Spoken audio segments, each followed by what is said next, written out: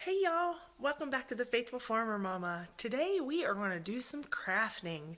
Over the last couple of videos, you've probably seen some DIY things that I have made for our spring decor, and also just things that are around the house that I've been wanting to share. So join me today as we make all of those things together.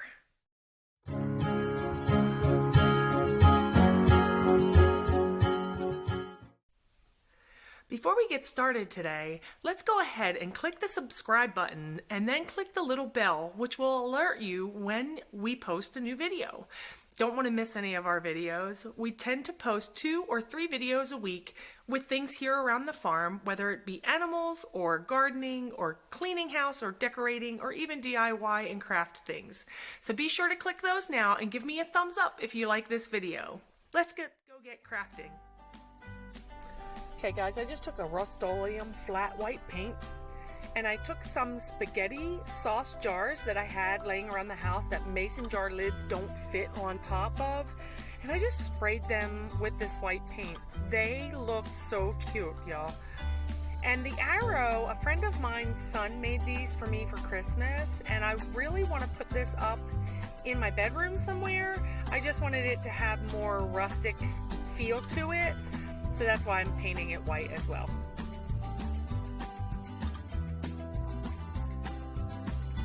Now with these books, I am going to actually make a stack of books with all of our names on them. So before I actually do anything to them, I'm taking some duct tape that I found in a drawer and I am covering the pages of the book. I really like the yellowish tint that old books have. So once these are painted, I will pull the tape off and the yellowish old book pages will show. It's really important on this step that you make sure the tape is not too wide, but it's also not too thin because you'll be able to see. I took the same paint and painted over top of all of my books. You need to make sure you spend a little bit of extra time on the bindings and make sure that they are covered very well because these are what we will be putting our names on. After about 4 or 5 hours, I flipped them over and I sprayed them again.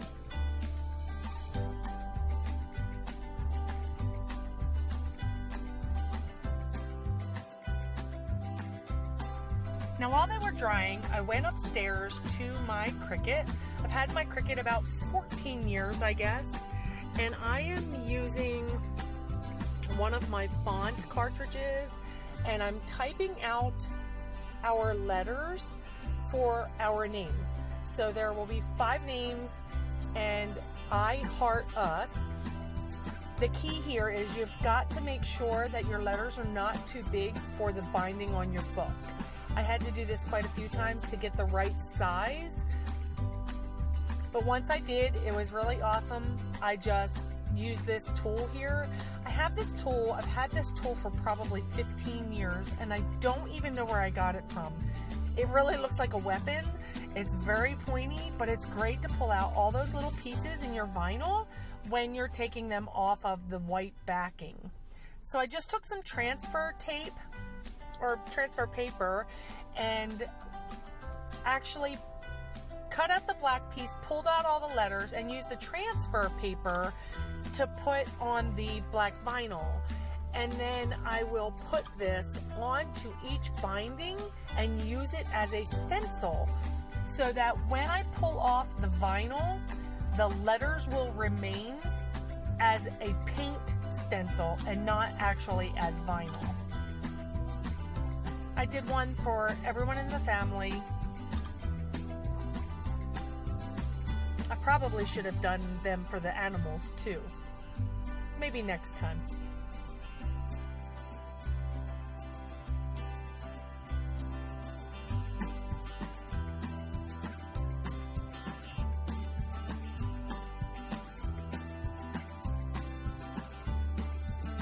I then took this dauber. I found this pack of daubers for a couple dollars, and I'm going to use this to actually put the paint into my stencils on my book bindings. So here are my books done. And here are all of our names. And you'll see I'll pull the tape off, and it's really quick, so I want you just to catch it. And look at the yellowing of the pages. It's perfect. Then I'm going to actually put the books together, but if you notice, there was a couple scratches there, but they're going to lay together, so you won't see those scratches. So I'm going to work on my first book, and this is going to be my youngest daughter, Leah's book.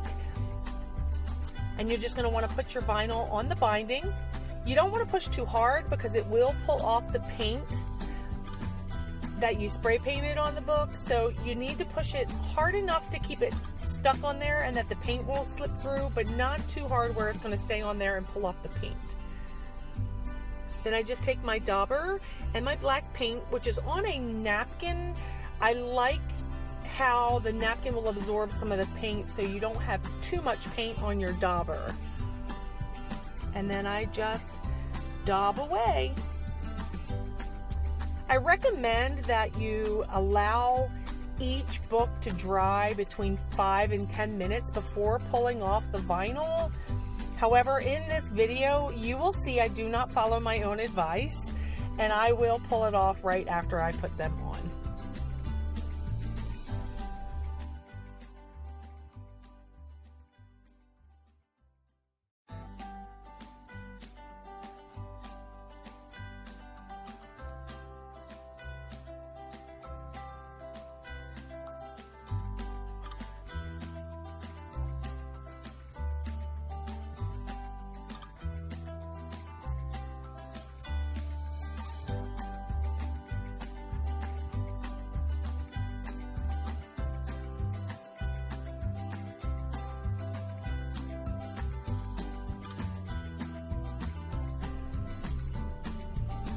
If you notice, Leah's E and A still have the centers in them, so I'm just going to take my little pokey tool and pull out the little pieces to make her name finished. Now, I had made a mistake on my son's book, and I learned through that opening your book up the way it is right here is so much easier, and I don't know why I didn't even think of that. So for the next few books, you'll see I'll actually open them up and let them dry.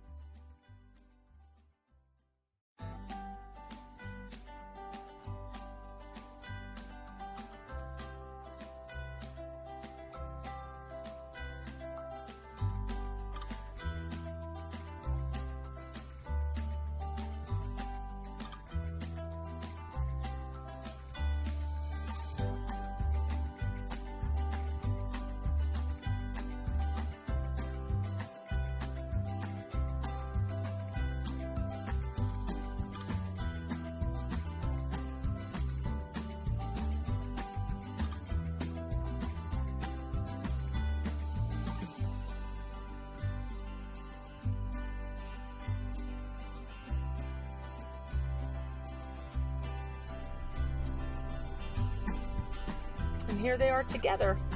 I didn't tie them yet because I am going to clear coat them. Aren't they cute, y'all? So here I'm just going to clear coat my books. And these books, I'm going to do the binding, this cute frame that I found at the Goodwill for $1.31, and then my jars.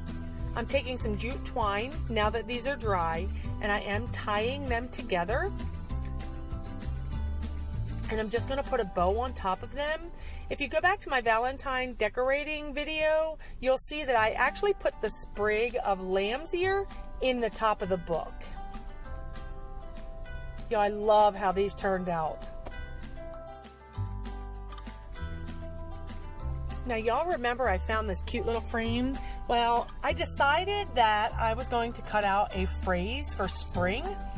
I didn't want to write in it with chalk because I don't like the effect that chalk gets when you wipe it off. So I cut out this cute little saying. It says celebrate spring, and I thought that every season I could just pull it off and change it.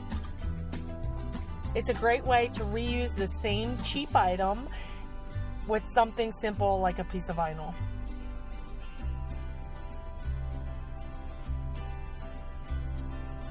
Y'all, it turned out so cute.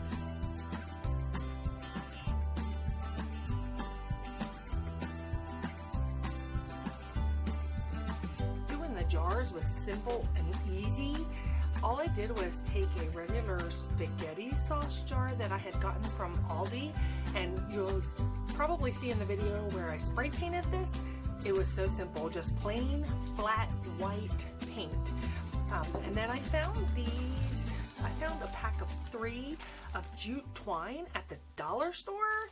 These are perfect. So just going to take a piece of this here.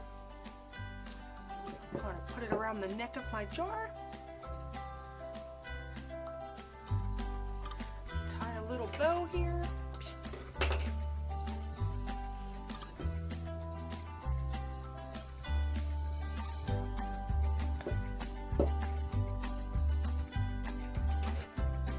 So they're not too crazy long, and then I'm just going to sit it up and put my lavender inside of it. It was so simple, y'all. Okay, here's some more jars that I'm going to use throughout my house. There is my jute twine. I actually got this one, I believe, at the Dollar General or the Family Dollar. I can't remember, I'm sorry. And I just cut 3 pieces, 1 for each jar. My original goal for these jars was to go inside of a bread bowl, but I decided I was going to use them in a couple places in the house. Again, I just wrapped my twine around the top, tied in there a little bow. Nothing fancy here, and no extra glue, so if I really wanted to take them off over time, I could just go ahead and take them off. I did spray these with a clear coat, although it's not necessary. This clear coat is actually a little bit shinier than I had wanted it to be. I really wanted a mute or a matte finish. I wanted something that was not very shiny, but they still really look adorable, even with a little bit of a glaze on them. And I had planned on sanding them a little bit to kind of give them a rustic look, but I really liked the finished look of the white glass. There it is, y'all. All I did was paint them, put some jute twine in them, and then I just put some flowers in them. And these, I got these sprigs, which I think I've already said, but I got these at Walmart. They were 97 cents a sprig. There's 5 little pieces on each branch, and they fit in these so wonderfully. I love the bluish tone that it has, so I may put some lamb's ear in there, which I also found at Walmart. It was 2 sprigs for $2.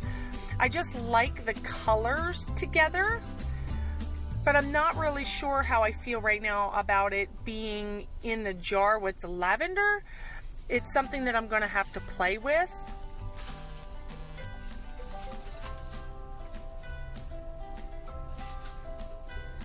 I think I decide just to keep it out. And these guys, a friend of mine made the sconces out of pallet wood for Christmas, and all I did was glue with E6000 the jars onto the sconce and then just put some flowers in them.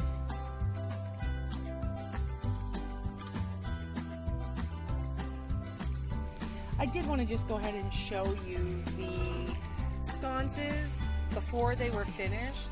After reviewing the video, I realized I needed to add these in here because I hadn't shown you what they actually look like.